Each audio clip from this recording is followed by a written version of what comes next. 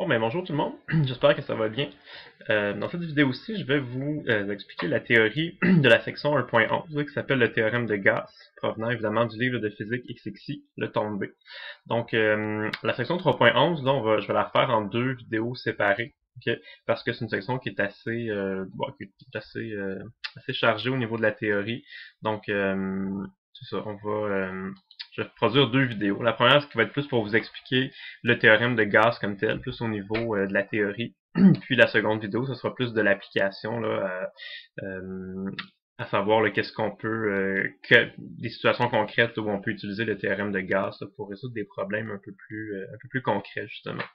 Donc, allons-y avec la section 1.11. Donc, le théorème de Gauss. Évidemment, la section s'appelle ainsi parce que en fait le théorème de Gauss, qu'on verra dans quelques minutes, ça a été inventé par un monsieur là, qui s'appelle Carl Friedrich Gauss, que peut-être vous avez déjà entendu. Il est connu surtout pour des trucs qu'il a fait en mathématiques, donc je pense que c'était d'abord et avant tout un mathématicien. Son nom va revenir souvent là, en mathématiques, mais aussi en physique, là, le théorème qu'on appelle d'ailleurs le théorème de Gauss, qu'on va voir dans quelques minutes ensemble. Voilà. Donc, avant de rentrer comme tel dans le théorème de Gauss, ça va être important de définir en premier lieu ce qu'on appelle le flux électrique, parce que le théorème de Gauss, qu'on verra dans quelques minutes, c'est un théorème qui fait intervenir le flux électrique. Donc, il faut d'abord comprendre c'est quoi le flux électrique, puis ensuite on pourra rentrer là vraiment dans le théorème de Gauss. Donc, le flux électrique qu'on va voir maintenant, c'est un petit peu difficile à expliquer ce que c'est, mais il y a une définition qu'on donne, là, on appelle ça la définition simplifiée du flux électrique. C'est, si vous voulez, là, une espèce de mesure de la quantité de champ électrique qui va traverser une surface. Okay? Vous avez l'équation ici, puis vous voyez que le flux électrique, c'est relié au champ électrique. Okay? Mais c'est pas juste ça, c'est la multiplication d'un champ électrique avec une surface. Okay? Donc l'idée qu'on peut se faire de ça, c'est qu'imaginez que vous êtes dans l'espace, vous avez une surface quelconque, donc imaginez une espèce de rectangle ou de carré, la surface là, qui est en Bourgogne là, dans l'image ici, et vous avez un champ électrique qui est présent dans cette région-là de l'espace. Qu'est-ce que crée ce champ électrique-là? C'est pas vraiment important. Okay? Pour l'instant, probablement que c'est une espèce de plaque ou quelque chose comme ça. Donc, on a des champs électriques là, qui est un champ électrique constant qui pointe là, vers la droite. Okay? Puis, ce qu'on appelle le flux électrique, c'est justement une espèce de mesure de la quantité de champ électrique qui va traverser une surface. Donc, c'est la multiplication des deux. C'est un champ électrique multiplié par une surface. C'est ça qui va nous donner ce qu'on appelle le flux électrique. Okay? Fait que c'est sûr que c'est relié évidemment là, au champ électrique, mais c'est pas juste le champ électrique, c'est le champ électrique multiplié par une surface. D'ailleurs, les unités du flux électrique, ce ne sont pas les mêmes unités que le champ électrique. Un champ électrique, ces unités, ce sont des newtons par coulomb, alors que ce qu'on appelle le flux électrique, là, qui est la lettre Phi majuscule, le flux électrique, vous voyez, les unités, ça va être un champ électrique multiplié par une surface. Donc, ça va être des newtons par coulomb multiplié par une surface qu'on va noter en mètres carrés dans le système international. Donc, les unités du flux électrique, souvent, c'est ça, newton par coulomb fois mètre carré, mais souvent, on va écrire ça, le newton fois mètre carré par coulomb. Okay, donc, on va écrire ça comme ça, généralement. Okay. C'est ça, fait que c'est sûr que si, par exemple, vous avez un champ électrique qui est plus gros, okay, ça va faire un flux électrique qui est plus grand. Et si vous avez une surface qui a une plus grande aire, ben généralement, ça va faire un flux électrique qui est plus grand aussi. Okay? Mais ce qui est important, c'est que dans la définition ici, vous voyez, c'est pas juste le module du champ électrique, hein, c'est le champ électrique qui est perpendiculaire à la surface. Donc ce symbole-là, ça signifie perpendiculaire. Okay? C'est-à-dire que l'orientation qu'il va avoir entre les lignes de champ électrique et la surface, ça va influencer le flux électrique. On va seulement conserver la composante qui est perpendiculaire à la surface pour calculer notre flux électrique. Donc, regardons des exemples. Qu'est-ce qui va arriver? Ici, imaginons qu'on a un champ électrique constant qui pointe vers la gauche. C'est le même dans les deux premières situations que vous avez ici. C'est le même champ électrique. C'est un certain nombre de newtons par coulomb là, qui pointe vers la gauche. On a une surface qui a une certaine aire, donc un certain nombre de mètres carrés. C'est la même surface que vous avez dans les deux situations. La différence, c'est que cette surface-là a été tournée. Okay. Donc ça ici, ce sont les deux situations extrêmes, si vous voulez. La première situation, c'est que si vous avez le champ électrique qui arrive déjà là exactement perpendiculairement à la surface, Donc, vous voyez ici, vous avez un champ électrique qui est horizontal, alors que notre surface, elle est purement verticale.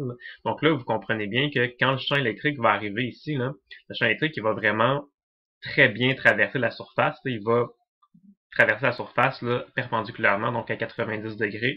Donc là, ça va faire beaucoup de champs électriques qui traversent la surface. C'est là qu'on va avoir, si vous voulez, le flux électrique maximal. Okay?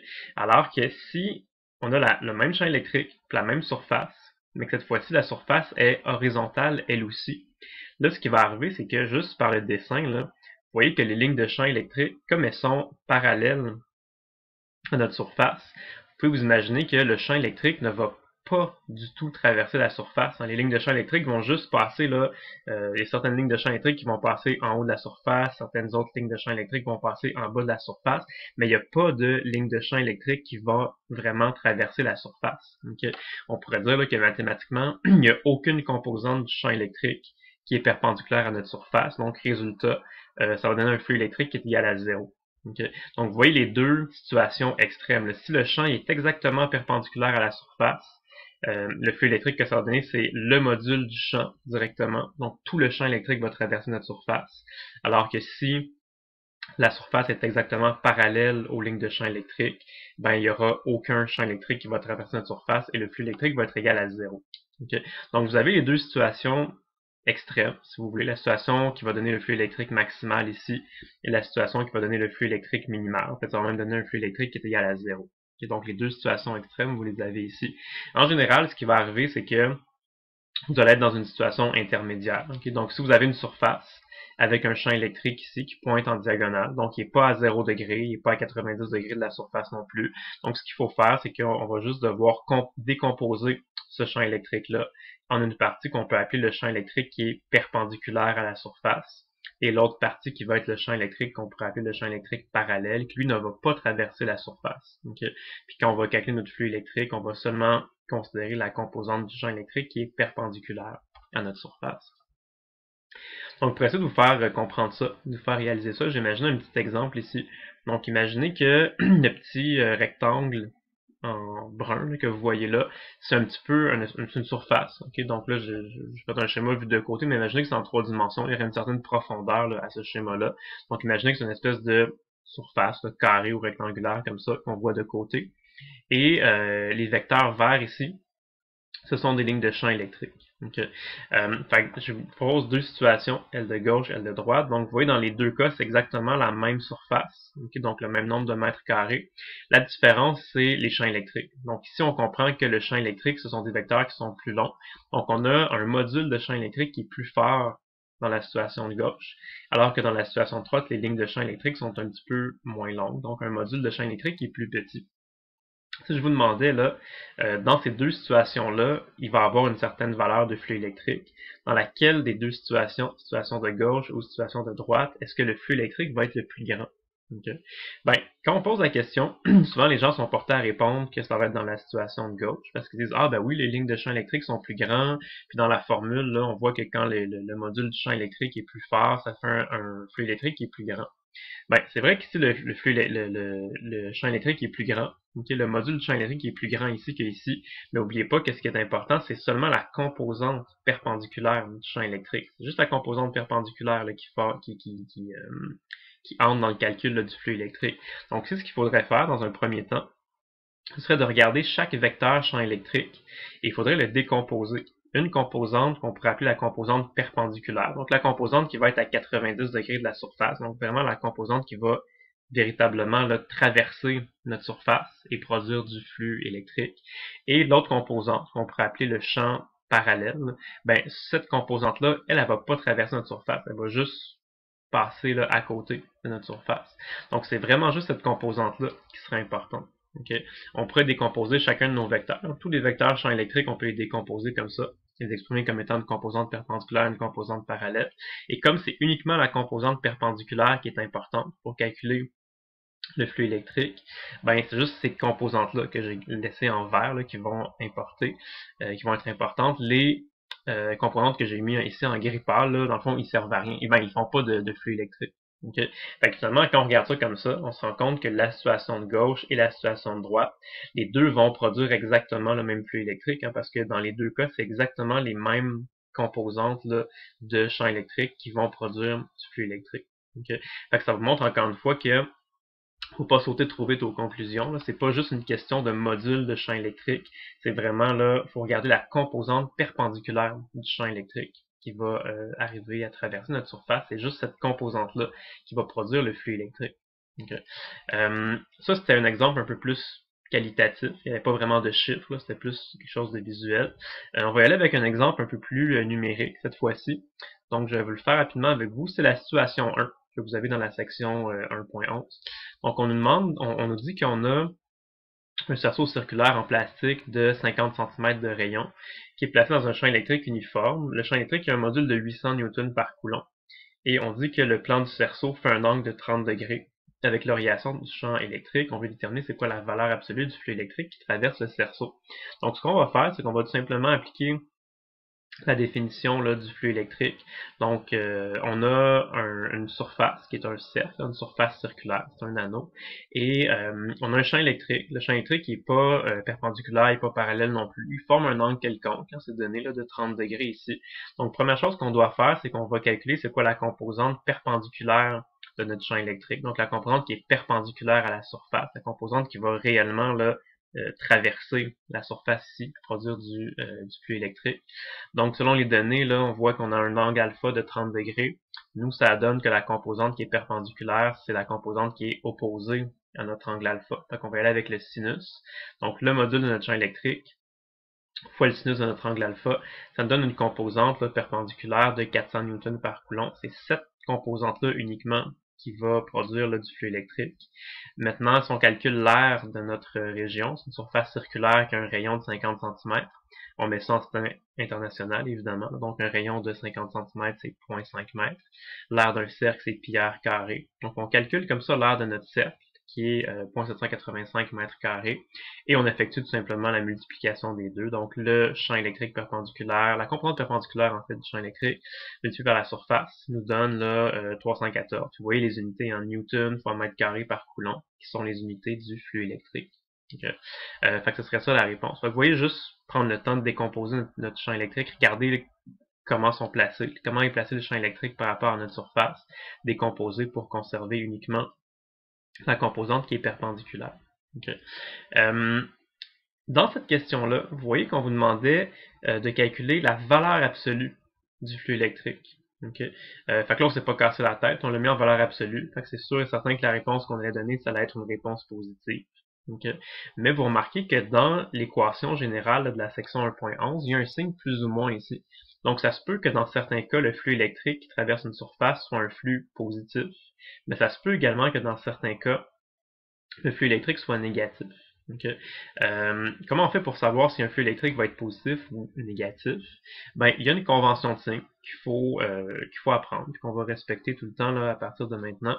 C'est que généralement, quand on va vous demander de calculer du flux électrique, vous allez comprendre pourquoi dans quelques minutes, là, mais ça va toujours être en rapport avec des surfaces fermées.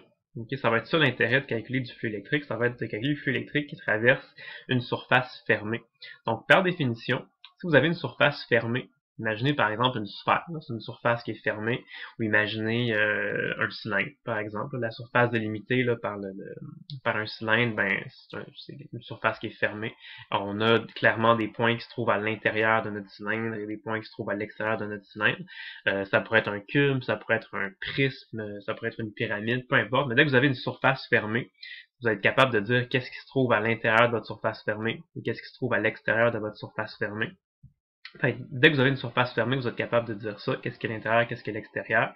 Et par définition, la convention de signe, qu'est-ce qui fait le plus ou moins dans notre équation ici, c'est que quand vous avez du champ électrique qui sort de la surface fermée, ça va produire par convention là, un flux électrique qu'on va définir comme étant positif.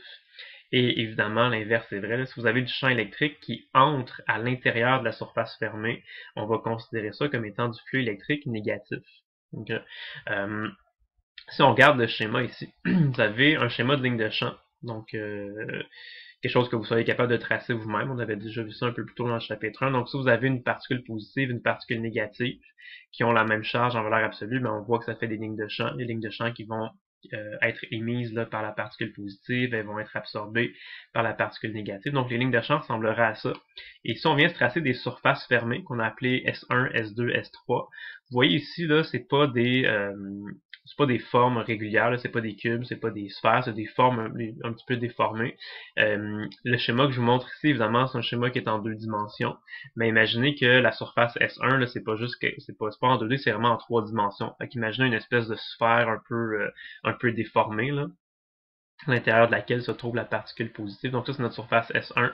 La surface S2, vous voyez, c'est quelque chose de bizarre aussi, là, qui encercle, là, ou qui entoure la surface, la particule négative. Puis la surface S3 aussi, c'est une espèce de forme bizarre, là. Imaginez ça en 3 dimensions. Et bon, elle se trouve ici. Fait que ça, juste en regardant notre schéma comme ça, même sans faire le calcul exact, on est quand même tout capable de déterminer ça serait quoi le signe des flux électriques qui traversent ces différentes surfaces-là. Donc si on regarde le flux électrique qui traverse la surface S1, ben on voit que, si on regarde nos lignes de champ, là, on voit que toutes les lignes de champ électriques vont toutes sortir à l'extérieur de la surface S1. Et par définition, quand on a du champ électrique qui sort d'une surface fermée, ça correspond à du flux positif.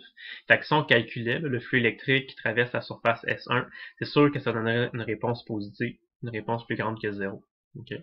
À l'inverse, si on calcule le flux électrique qui traverse la surface S2, promenez-vous partout là, à la surface là, de S2, puis vous allez voir que les lignes de champ qui traversent cette surface-là, ce sont toutes des lignes de champ qui entrent à l'intérieur de la surface S2, et par définition, quand du champ électrique entre à l'intérieur d'une surface fermée, c'est du flux négatif. Donc le flux électrique qui traverse la surface S2 serait un chiffre négatif. Okay. Pour la surface S3, c'est un petit peu plus compliqué, parce que quand on se promène sur la surface S3, on voit qu'à certains endroits, il y a des lignes de champ qui entrent à l'intérieur de la surface. Donc ces parties-là ici, là, cette partie, quand les lignes de champ entrent dans la surface, ça ferait du champ, pas du champ, mais du flux électrique positif. Alors qu'à certains endroits, on voit que les lignes de champ vont sortir de la surface S3. Donc à cet endroit-là et à cet endroit-là, ça ferait du flux électrique qui est négatif. Okay. Mais quand on regarde le schéma dans son ensemble, on voit par exemple ici qu'on a là exactement 2 lignes de champ qui entrent dans notre surface S3, puis on a exactement 2 lignes de champ qui sortent de notre surface S3. Ce sont les mêmes lignes de champ là, qui se poursuivent. Donc en tout cas, on est quand même capable de se convaincre que globalement, là, il y aurait autant de champs électriques qui entrent dans la surface S3 que de champs électriques qui sortent de la surface S3. Donc au total, là, il y aurait autant de flux positifs que de flux négatifs, et la somme serait égale à 0. Okay, donc le flux électrique total là, qui traverse la surface S3, ce serait égal à 0. Autant de positifs que de négatifs, puis tout ça additionné ensemble, ça donnerait 0. Okay. Donc, ça, ce qu'on vient de regarder ensemble, c'est des exemples où vous aviez, si vous voulez, là, une seule surface, hein, qui avait une forme un peu irrégulière. Mais aussi, ce qui peut arriver, c'est qu'une surface fermée peut être composé de plusieurs faces. Par exemple, imaginons un cylindre. Un cylindre, vous savez comment c'est fait. C'est on peut diviser ça en trois faces. Ce sont 2 cercles qui sont parallèles un à l'autre, et il y a une espèce de face un peu courbée, comme une espèce de rectangle courbé. Okay? Donc on pourrait dire qu'un cylindre, c'est composé de 3 faces différentes. Quand on regarde le cylindre dans son ensemble, on est capable de comprendre qu'est-ce qui est à l'intérieur, qu'est-ce qui est à l'extérieur. Donc si vous avez du champ électrique là, qui arrive comme ça parallèlement, pas parallèlement, mais plutôt horizontalement, je voulais dire, on pourrait voir qu'est-ce qui se passe à chacune des 3 faces de notre cylindre. Si on regarde la première face qui est ici, le premier cercle, on voit que le champ électrique qui est là, il traverse ce cercle-là, et en traversant le cercle qui est là, le champ électrique va entrer à l'intérieur de la surface fermée. Quand on a du champ électrique qui entre dans une surface, c'est négatif. Donc, le flux électrique qui traverse cette face-là, ce sera un flux électrique négatif. Au contraire, le flux électrique qui traverse ce deuxième cercle-là, là, c'est du champ électrique qui sort de la surface fermée, donc un flux positif. Okay? Alors que la troisième face, là, qui est l'espèce de rectangle courbé, là, ben lui, on comprend que partout, là, cette surface-là, elle est toujours parallèle aux lignes de champ. Il n'y a aucune composante perpendiculaire du champ électrique. Le champ électrique ne va pas vraiment traverser cette surface-là. Il va juste passer là, à côté. Donc, cette surface-là aurait un flux électrique qui est égal à 0. Okay? Fait que ça, vous pouvez faire ça. Quand vous avez une surface qui est un peu plus complexe, vous pouvez, là, dans votre tête, diviser la surface fermée là, en plusieurs faces séparées. Vous pouvez calculer c'est quoi le flux électrique qui traverse individuellement chacune des faces. Et après ça, additionner ensemble tous les résultats, ça va vous donner le flux électrique total qui traverse votre surface fermée. Okay. Mais ce qui est important de retenir, c'est la convention de signe ici. Ça nous dit quand est-ce qu'on doit considérer que le flux électrique est positif et quand est-ce qu'on doit considérer qu'il est négatif. Okay. Si je montre cet exemple-là ici, okay, vous avez encore une fois deux particules, une positive et une négative, avec des lignes de champ que vous voyez là. Si je vous demandais par exemple c'est quoi le flux électrique qui traverse la surface S1 et la surface S2, on pourrait utiliser, en fait c'est vraiment un peu l'équivalent de ce qu'on avait vu ici à la surface S3, c'est que dans tous les cas on voit que il y a autant de champs électriques qui rentrent dans la surface que de champs électriques qui sortent de la surface. Donc pour la surface S1, par exemple, vous voyez, il y a 3 lignes de champs qui entrent dans la surface S1, puis il y a aussi 3 lignes de champs qui sortent de la surface S1. Donc on est capable de se convaincre là, que le flux électrique total sur la surface S1, ce serait égal à 0. Okay. Pour la surface S2, c'est un peu la même chose, peut-être un petit peu plus compliqué à voir, mais si on regarde les lignes de champs qui sortent de la surface S2, ben il y en a 1, 2, 3, 4, 5, 6, 7, 8, 9. Et si on regarde la ligne de champ qui entre dans la surface S2, mais il y en a 1, 2, 3, 4, 5, 6, 7, 8 et 9. Okay. Donc un petit peu plus compliqué. On est capable de se convaincre encore une fois qu'il y a autant de lignes de champ qui sortent de la surface S2 que de lignes de champ qui entrent dans la surface S2. Donc autant de flux positifs que de flux négatifs. Donc le total, ce serait 0. Okay. Déjà, on peut s'en convaincre comme ça. Okay. Mais quand on aura vu comme tel le théorème de Gauss, là, ça s'en vient, on va revenir à ce cas-là. Vous allez voir qu'une fois qu'on aura vu le théorème de Gauss, ça va être beaucoup plus facile là, de se convaincre que ce flux électrique-là est égal à 0 et que ce flux électrique-là est égal à 0. Okay. On peut le faire juste en regardant le nombre de lignes de champ qui entrent et qui sortent de la surface, mais croyez-moi, dans quelques minutes, là, ça va être encore beaucoup plus facile et beaucoup plus évident d'arriver à cette conclusion-là. Okay. Ici, par exemple, là, si je vous demandais, on a encore nos deux particules, là, une positive et une négative, si je vous demandais de calculer, par exemple, le flux électrique qui traverse la surface S1 et le flux électrique qui traverse la surface S2, ben tout ce qu'on pourrait dire pour l'instant, c'est que le flux électrique qui traverse la surface S1, ce sera un flux électrique qui est négatif, parce que si on se promène sur notre surface S1, on voit qu'on a uniquement des lignes de champ électrique qui entrent à l'intérieur de notre surface fermée, donc c'est juste du flux négatif, et même chose pour la surface S2. Okay. Fait que pour l'instant, tout ce qu'on pourrait dire, c'est que le flux électrique qui traverse S1 est négatif, le flux électrique qui traverse S2 est négatif. Okay. Mais ce serait, on n'a pas fait les calculs. Okay? On ne sait pas ce serait exactement combien de Newton fois mètre carré divisé par Coulomb. Là. On sait juste que les résultats seraient négatifs.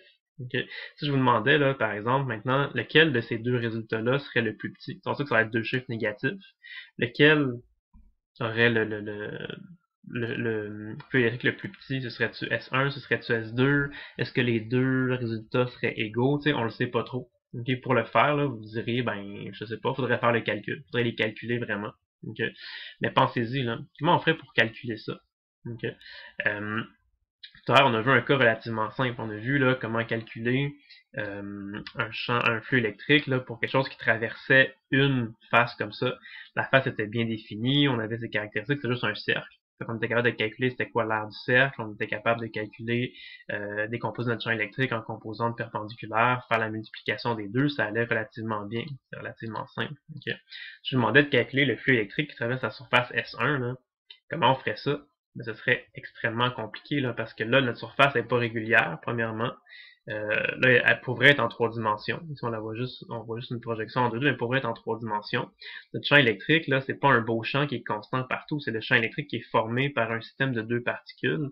Donc, par exemple, là, à ce point-là, le champ électrique pointe dans cette direction-là, mais à ce point-là, le champ électrique il pointe dans une autre direction.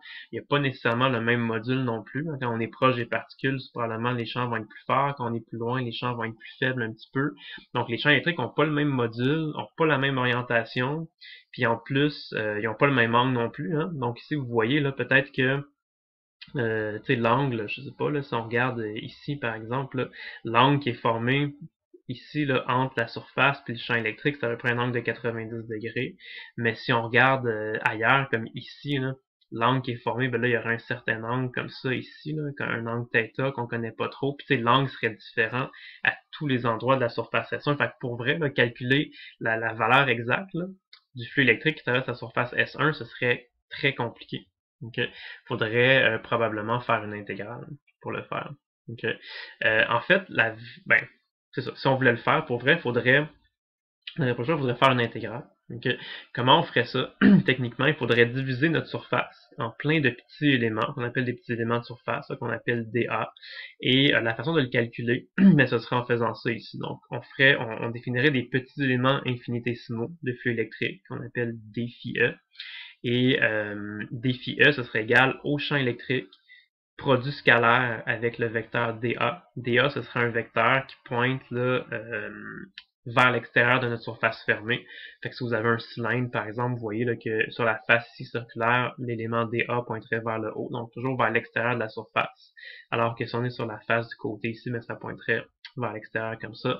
Le vecteur dA est toujours perpendiculaire à la surface, donc il forme toujours un angle là, de 90 degrés avec notre surface. Okay. Fait qu'une fois que notre vecteur dA est défini de cette manière-là, si on fait le produit scalaire, là, le vecteur E fois produit scalaire avec le vecteur dA, ben vous savez que quand on fait le produit scalaire de deux vecteurs, ça revient à faire là, norme du premier vecteur fois norme du deuxième vecteur fois le cosinus de l'angle entre les deux. Et si vous regardez un schéma ici, si vous avez un vecteur dA qui est perpendiculaire là, à la surface, puis que vous avez un vecteur E qui forme un angle quelconque avec le vecteur dA, si vous faites là, E fois cos θ, ben E fois cos θ, ça correspond là, justement à décomposer votre vecteur E puis à conserver uniquement la composante qui est perpendiculaire, qui traverse la surface. Donc ça revient à calculer la composante perpendiculaire fois dA. Okay. Bref, fait que ça pour vous dire que ça se calcule pour vrai. Okay, si on veut calculer la vraie valeur là, du flux électrique qui traverse une surface, on peut faire une intégrale comme ça. On dit que le flux électrique qui traverse une surface fermée, ce qu'on appelle SF, là, surface fermée, c'est l'intégrale sur une surface fermée des éléments d phi E. Puis d phi E, c'est égal à ça ici. Fait que ça revient à intégrer le champ électrique fois dA. Okay. Faire cette intégrale-là, ça peut être très simple dans certains cas, mais ça peut être très très compliqué. Ça dépend de la surface qu'on a, ça dépend de la forme de notre surface, puis ça dépend aussi de notre champ électrique. Est-ce qu'on a un champ électrique qui est constant? Est-ce qu'on a un champ électrique qui varie constamment, qui change constamment de direction, puis qui change constamment de module? Donc, faire cette intégrale-là, ça peut parfois être très difficile. Okay. Je vais vous demander comme ça, si on avait à faire ce calcul-là, okay? Si on voulait là, calculer c'est quoi la valeur du flux électrique qui traverse chacune de ces quatre surfaces-là. Okay? Ici, imaginons qu'on a une particule. Okay? Fait que c'est 4 fois la même particule, une particule chargée, ça peut être un proton par exemple. On sait qu'une particule chargée positivement, ça émet des lignes de champ, ça produit des lignes de champ qui s'éloignent d'elle. Imaginez que c'est en 3 dimensions, donc ça fait des lignes de champ qui sortent là, de notre particule. Et on a des surfaces fermées qui vont englober, là, qui vont être situées autour là, de cette particule-là. Fait qu'imaginez ici, vous avez une surface cubique, qui est donc une espèce de cube. Là. La particule est placée au centre du cube. On a un cube comme ça, on pourrait mettre un cylindre, ça pourrait être une sphère, ça pourrait être une surface quelconque. Okay. Puis là, si je vous demandais là, de me calculer, c'est quoi le flux électrique qui traverse chacune de ces surfaces fermées-là. Okay. Peut-être que dans certains cas, ce serait très facile à faire comme calcul. Peut-être que dans certains cas, ce serait très difficile.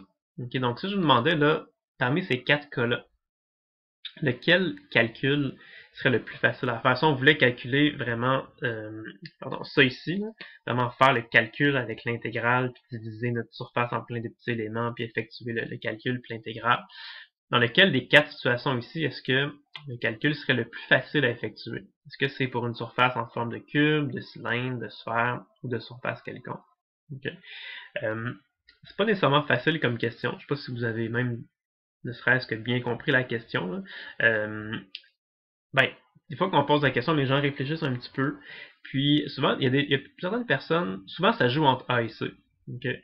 Euh, Souvent ça joue entre A et C. Les personnes qui répondaient, parce que bon, D c'est une surface quelconque, là, ce serait comme une surface très compliquée. Souvent les gens répondent soit A ou C. Il y a des gens qui répondent A parce qu'ils disent ah, ben tu sais, un cube, probablement que c'est plus facile parce que tu sais, un cube, c'est toutes des surfaces carrées, des surfaces planes. Ok, donc c'est peut-être plus facile à décrire mathématiquement. En fait, quand on y réfléchit bien, on se rend compte que c'est pas le cube pour lequel ce serait plus facile à intégrer. En fait, ce serait pour la sphère. Ok. Pourquoi? Parce que ce qui va arriver, c'est que si vous avez une sphère, qu'est-ce qui va arriver, c'est que quand vous allez, notre but, je le rappelle, c'est de calculer le flux électrique qui va traverser notre surface fermée. Okay? Si votre surface fermée, c'est une sphère, ben, qu'est-ce qui va arriver, c'est que premièrement, à chaque endroit là, où le champ électrique traverse votre surface, donc à ce point-là, à ce point-là, à ce point-là, ben, tous les points sont situés nécessairement à égale distance de notre particule, sont situés à une distance r, r étant le rayon de notre sphère. Et bien sûr, c'est une sphère. Fait que nécessairement tous les points qui sont à la surface de la sphère, tous des points qui se trouvent à égale distance de notre particule. Donc, ce sont tous des points pour lesquels le module du champ électrique est exactement le même. Hein. Le module d'un champ électrique produit par une particule, je vous rappelle, c'est égal à K fois valeur absolue de Q sur R au carré. Donc, ici, là, à chaque endroit où le champ électrique traverse notre sphère, le module du champ électrique est toujours égal à QQ sur R carré, fait que c'est toujours égal à exactement la même valeur. Okay? Alors que sur le cube, quand on y réfléchit, mais ce serait différent. Par exemple, le point qui est situé sur la face, le point là, qui est au centre de la face du cube ici, il est à une certaine distance de notre particule.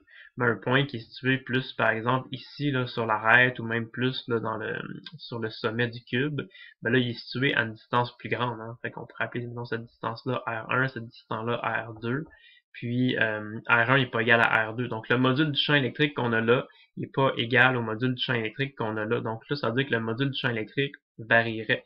Donc dans notre équation ici, là, le module du champ électrique serait pas une constante. Le module du champ électrique serait différent quand on intègre sur le cube. Okay.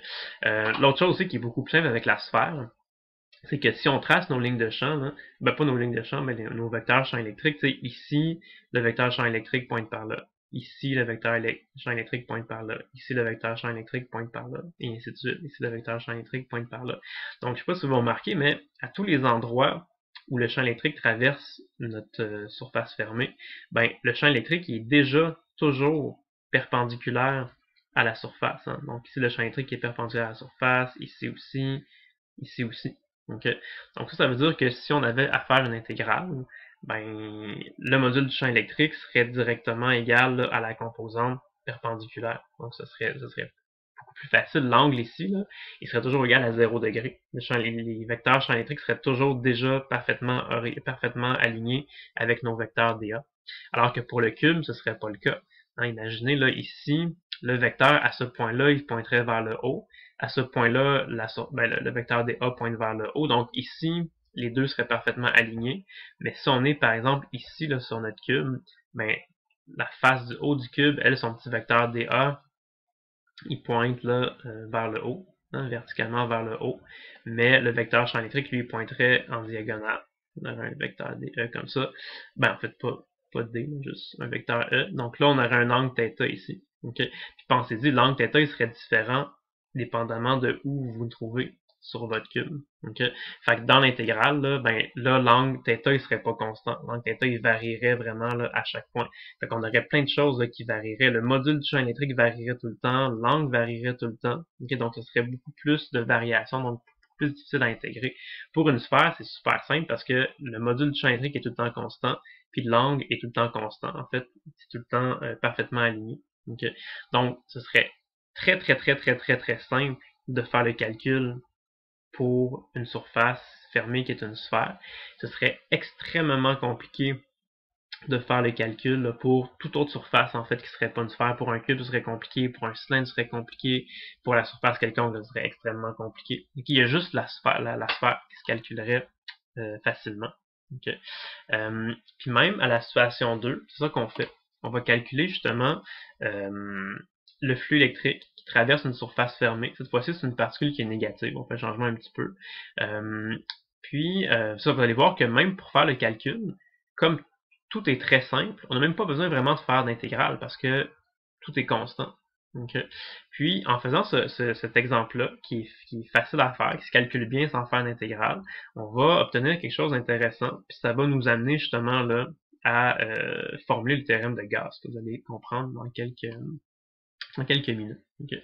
Donc ça, c'est la situation 2 dans votre livre, là, de la section 1.11. Donc on calcule le flux électrique à travers une sphère entourant une baie chargée. Fait qu'on vous dit, là, c'est une petite baie chargée qui porte une charge négative, là, moins 8 microcoulombs.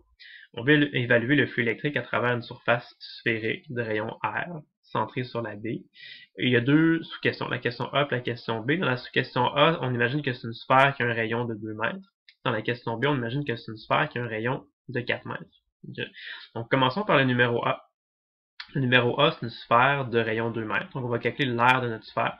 L'aire d'une sphère, ou la surface d'une sphère, c'est 4 pi r carré, donc 4 pi fois 2 au carré. Donc, on a un nombre de mètres carrés ici. Et le champ perpendiculaire, mais comme on a dit tout à l'heure, quand on a une particule avec une sphère, regardez là, à tous les endroits où votre champ électrique va traverser votre surface fermée, le champ électrique va toujours là, être directement perpendiculaire. Il va toujours former un angle de 90 degrés avec notre surface. Okay? Donc, tout simplement, la composante perpendiculaire du champ électrique, ça va être directement le module du champ électrique à cet endroit-là. Puis le module du champ électrique produit par une particule, c'est kQ sur r carré. R, c'est la distance qu'il y a entre notre particule puis le point qui nous intéresse. Le point qui nous intéresse, c'est à la surface d'une sphère de rayon 2. Donc, la distance R, c'est toujours égal à 2 mètres. Okay. Fait qu'on peut dire que partout là où on a du champ électrique qui traverse notre surface, la composante perpendiculaire, c'est égal à directement kQ sur r carré, donc 1.8 fois 10 à la 4 newton par coulomb. Okay. Et tout simplement, il nous reste uniquement à faire notre multiplication. Le flux électrique, ça va être la composante perpendiculaire du champ électrique multiplié par la surface. On fait le calcul et on a mis un signe négatif, okay, parce que c'est du flux électrique qui entre à l'intérieur d'une surface fermée. Ça, par convention de signe, c'est négatif. Donc, pour le numéro A, ce qu'on vient de calculer, c'est que quand la particule là, est encerclée d'une surface fermée qui est une sphère de 2 mètres de rayon, on a un flux électrique qui vaut ça ici, moins 9.05 fois 10 à la 5, une formule carré par coulomb. Pour le numéro B, c'est la même situation. La seule différence, c'est que maintenant, on dit votre sphère, c'est plus une sphère de rayon 2, c'est une sphère de rayon 4. Okay. Fait qu'est-ce qui va changer? Bien évidemment, l'aire de la sphère va changer. Ce serait une sphère qui serait plus grosse. Donc, son aire va être plus grand. Okay, 201 mètres carrés plutôt que 50.3 mètres carrés. Le module du champ électrique, mais qu'est-ce qui va arriver? C'est que même si la sphère est plus grosse, okay, ben, les champs électriques vont toujours être directement perpendiculaires à la surface. Donc, encore une fois, on peut dire que la composante perpendiculaire du champ électrique, ça va être directement le module du champ électrique, kQ sur r carré.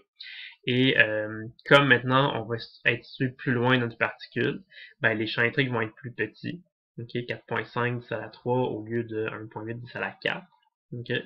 Fait que c'est ça, l'aire est plus grande que tantôt, le champ électrique est plus petit que tantôt, mais regardez qu'est-ce qui se produit quand on calcule le flux électrique. On fait le champ fois la surface, et regardez, ça donne encore le même résultat. Ça donne encore 9.05 fois 10 à la 5 newton par mètre carré par coulomb.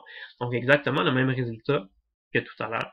Okay. Pourtant, la surface, elle était différente. Ici, c'est une sphère de 2 mètres, ici, c'est une sphère de 4 mètres. Okay. On peut se demander, là, juste un hasard, qu'on obtient ça. On obtient deux fois la même chose parce que, je sais pas, là, si on prenait une sphère de rayon 5.27 mètres, ça aurait donné le même résultat. Ben, la réponse, c'est oui. Okay. Regardons juste algébriquement qu'est-ce qui se produit, là. On a dit que notre flux électrique, c'est plus ou moins le module du champ électrique fois l'air de notre surface. Le module du champ, ben, la composante perpendiculaire du champ électrique, ça donne que c'est directement juste le module du champ électrique, là, en raison de la géométrie de la situation. Fait que c'est kQ sur r carré. Et l'aire d'une sphère, c'est 4 pi r carré. Fait que vous voyez, là, peu importe ce serait quoi le rayon de notre sphère, qu'on a une sphère de 2 mètres, de 4 mètres, de 6 mètres ou de 8.92 mètres, ben, les r carrés s'annulent. Et il reste juste là, 4 fois pi fois kQ. Okay? Fait que, peu importe le rayon de votre sphère, ça va toujours donner exactement le même résultat. Donc le flux électrique sera toujours égal à ça ici pour cette situation-là. Pour une particule chargée qui a une charge Q, qui est avec une surface fermée sphérique d'un certain rayon, peu importe c'est quoi le rayon, dès que vous avez une surface sphérique qui encercle votre charge électrique ici, ça va toujours donner que le flux électrique c'est 4 fois pi fois Q, 4 pi K fois Q. Okay. Voilà. Fait, ce qu'on vient de faire ici, okay, c'est qu'on vient de se convaincre, on vient de prouver que si on a une particule qui est encerclée par une surface fermée qui est de forme sphérique, puis qu'on calcule, là, on se rend compte que peu importe le rayon de la sphère, ça va toujours nous donner le même flux électrique. Nous, c'est juste ça qu'on a fait pour une surface sphérique. Mais Gauss est allé beaucoup plus loin que ça. Gauss a réussi à prouver, et ça c'est prouver ça, c'est extrêmement compliqué. Ça demande là, des calculs mathématiques, là, parce qu'oubliez pas que les flux électriques, là, à la base, ce sont des intégrales.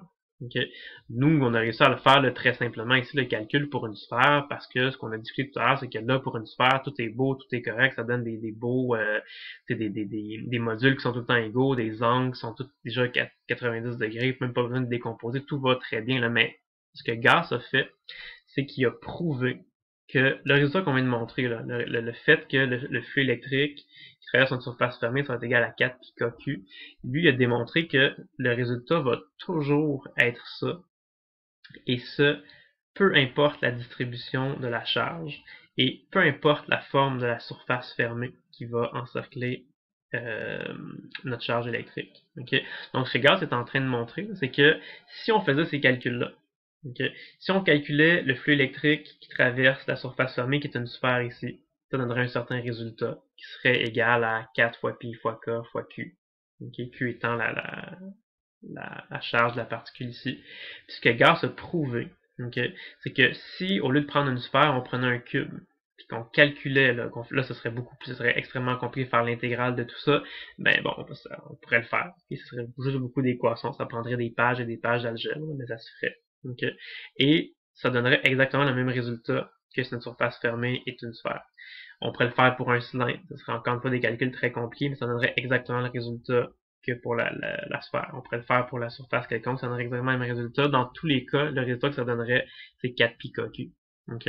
Donc, tu sais, prouver le théorème de Gauss, c'est extrêmement compliqué. Puis, tu sais, honnêtement, là, vous n'avez pas les mathématiques nécessaires pour être capable de le faire. Juste, là, si vous allez à l'université et que vous suivez des cours de maths avancés, vous auriez les outils nécessaires pour le prouver. Fait qu'on ne peut pas essayer de le prouver là, dans le cours là, de niveau cégep. Mais croyez-moi, là, ça a été prouvé justement par Gauss, qui est un grand mathématicien. Et ce que prouvé Gauss, c'est que justement, bon, peu importe la surface qui va encercler là, votre charge, ça va toujours donner ça.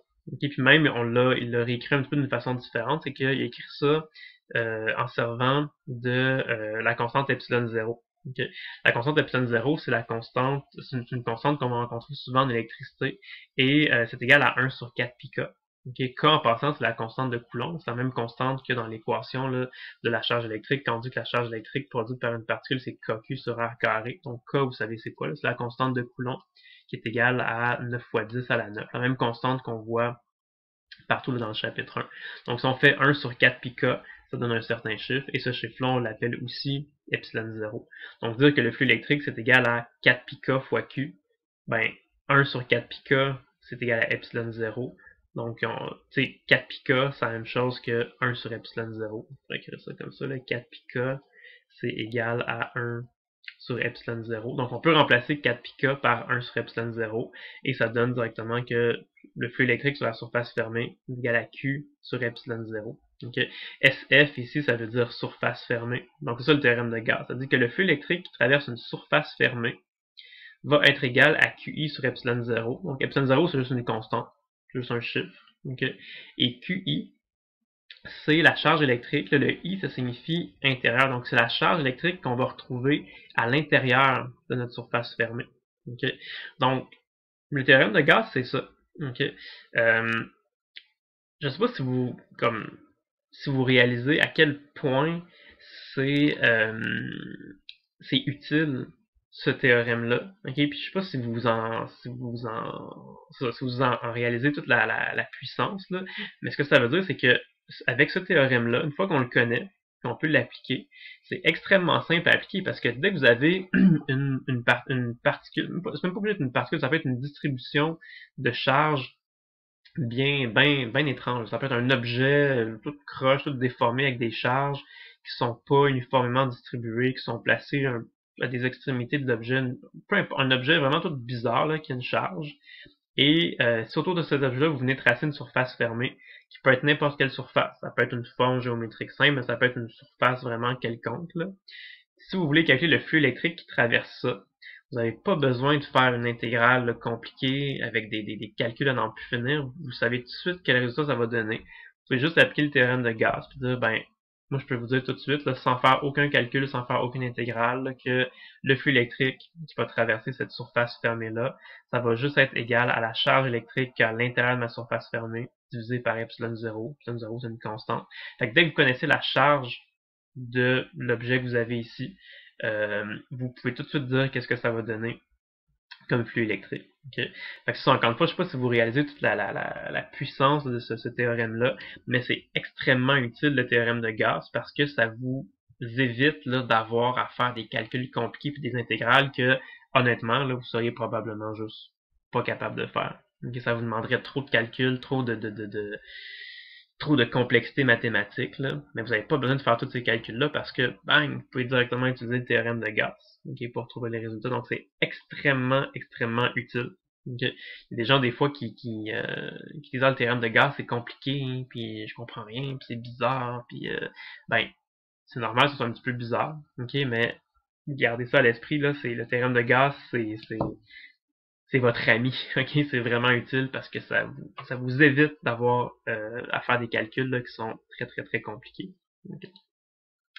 Maintenant qu'on connaît le théorème de Gauss, okay, je vais juste vous montrer, là, on va revenir sur des acétates qu'on avait vu tout à l'heure. Okay, rappelez-vous ça ici.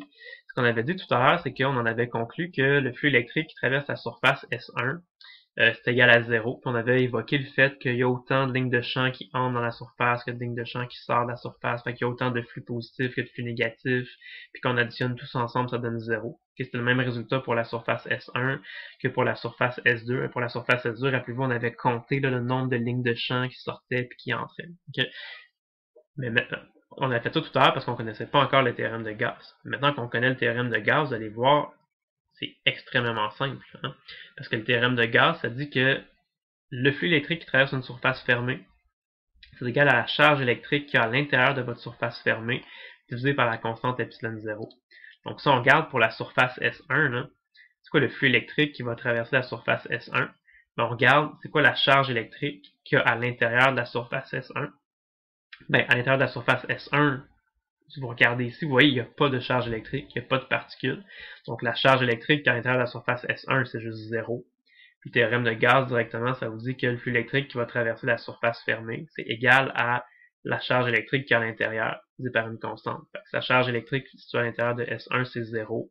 Ben, bang, directement, on sait que le flux électrique à l'intérieur de la surface, le flux électrique qui traverse la surface S1 va être égal à 0. Okay. Même chose ici, là, rappelez-vous tout à l'heure, comme je disais, on avait regardé ça, ça avait été un petit peu compliqué. On était arrivé à la conclusion que ça allait être 0. Okay. Mais ici, regardez, là, vous avez une surface fermée. C'est quoi la charge électrique qu'il y a à l'intérieur de votre surface fermée? Ben, à l'intérieur de la surface fermée, vous avez deux particules, une positive et une négative. Les deux ont la même valeur en valeur absolue. Vous avez par exemple une charge de plus Q et une charge de moins Q. Fait que la charge totale que vous avez à l'intérieur de votre surface fermée, c'est juste 0. On additionne Q plus moins Q, ça donne 0. Fait que si la charge électrique à l'intérieur de votre surface fermée, c'est 0, directement, vous pouvez dire avec le théorème de Gauss que le flux électrique qui va traverser la surface S2, ça va être 0. Okay? Fait que tu sais, on peut le raisonner là, comme en regardant là, la quantité de flux électrique qui rentre et qui sort de la surface. Mais avec le théorème de Gauss, c'est beaucoup plus rapide, beaucoup plus simple, beaucoup plus élégant, beaucoup plus convaincant, là, si vous voulez, d'affirmer que ça va être 0, le flux électrique qui traverse la surface S1 et la surface S2. Okay. Puis rappelez-vous, là, on avait vu cet acétate-là aussi, avant de voir le théorème de Gauss, puis ce qu'on avait dit, c'est que tout ce qu'on pouvait dire pour l'instant, c'était que le flux électrique qui allait traverser la surface S1 allait être négatif, et que le flux électrique qui traversait la surface S2 allait être négatif lui aussi. Mais on avait à ce moment-là aucune façon là, de le calculer facilement, là, autre que faire des intégrales. Puis, je vais demander d'après vous laquelle des deux réponses va être la plus... Une va être plus grande que l'autre, les deux vont être égales, quoi que ce soit. On savait pas vraiment, il faudrait faire les calculs, c'est compliqué. Bon, mais là, maintenant qu'on a vu le théorème de Gauss, la réponse à cette question-là est extrêmement facile, hein, parce que le flux électrique qui traverse une surface fermée, c'est égal à la charge électrique qui est à l'intérieur de la surface fermée divisée par une constante, epsilon 0. Okay.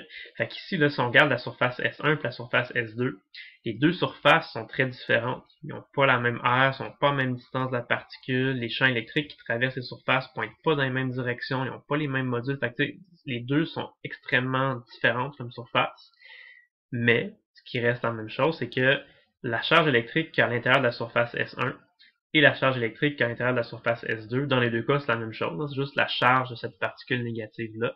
Donc, si la charge électrique qui est à l'intérieur de la surface S1 et la charge électrique qui est à l'intérieur de la surface S2, c'est la même surface, ben, par le théorème de Gauss, on voit tout de suite que les deux vont avoir exactement le même flux électrique. Donc, on peut affirmer tout de suite comme ça directement, sans faire aucun calcul, sans faire aucune intégrale, sans avoir besoin de rien calculer d'angle, puis de module, puis d'orientation, juste avec le théorème de Gauss, on peut le dire tout de suite avec certitude là, que le flux électrique qui va traverser la surface S1 va être exactement la même valeur que le flux électrique qui va traverser la surface S2. Okay? Fait que c'est ça, juste vous montrer à quel point c'est utile, puis c'est pratique, puis c'est puissant là, le théorème de Gauss, que ça vous permet d'affirmer des choses comme ça sans même avoir besoin de faire aucun calcul. Juste en regardant votre situation, là, vous pouvez déjà comme connaître le résultat. Si vous connaissez la charge, si je vous dis ça c'est un électron, là, ben bang, vous connaissez la charge de l'électron, epsilon 0 c'est une constante, bang, on calcule ça, puis on connaît tout de suite exactement c'est quoi le flux électrique, là, le nombre là, de Newton par mètre carré divisé par Coulomb. On le connaît tout de suite, juste en appliquant le théorème de Gauss. Okay. Donc, c'est ça. Fait que c'est juste pour vous montrer à quel point c'est pratique et c'est puissant le théorème de Gauss. Donc, n'oubliez pas que c'est le théorème de Gauss qui est ici. C'est tout simple. Okay? Fait qu'il faut juste savoir c'est quoi le flux électrique. Une fois que vous avez compris un peu c'est quoi le flux électrique, vous allez être capable d'appliquer le théorème de Gauss comme ça. Extrêmement plus simple faire ça. Parce que sinon, là, sans le théorème de Gauss, il faudrait faire des calculs avec des intégrales qui pourraient être dans certains cas très compliqués, probablement même trop compliqués pour vous, là, pour ce que vous êtes capable de faire au cégep. Mais avec le théorème de Gauss, vous pouvez l'utiliser et trouver quand même des résultats. Fait que ça, toute la beauté, toute la puissance là, du théorème de Gauss. Okay. Donc, je vais arrêter ici, cette première vidéo-là, pour l'instant. Donc ça, je voulais juste présenter là, le théorème de Gauss. Puis, je vais faire une deuxième vidéo là, de la section 1.11 où là, on va vraiment plus travailler concrètement. On va, si vous voulez, résoudre des problèmes en utilisant le théorème de Gauss. Ça va vous montrer plus des exemples d'application. Donc voilà, donc on se revoit dans la prochaine vidéo de la section 1.11. Bonne journée, à la prochaine!